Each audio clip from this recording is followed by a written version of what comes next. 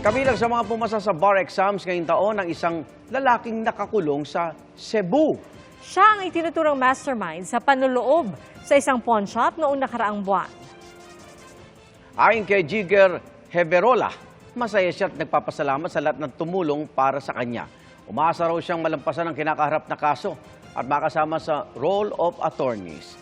Kung pagbibigyan ng pagkakataong maging abogado, nais daw niyang tulungan ng mga kapwa nakapiit sa detention facility.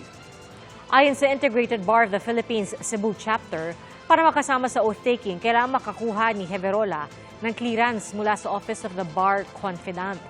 Kinakailangan umanong mapatunayan ni Heverola na wala siyang sala sa reklamong kanyang hinarap. Mga kapuso, sama-sama tayong maging saksi. Mag-subscribe sa GMA Integrated News sa YouTube.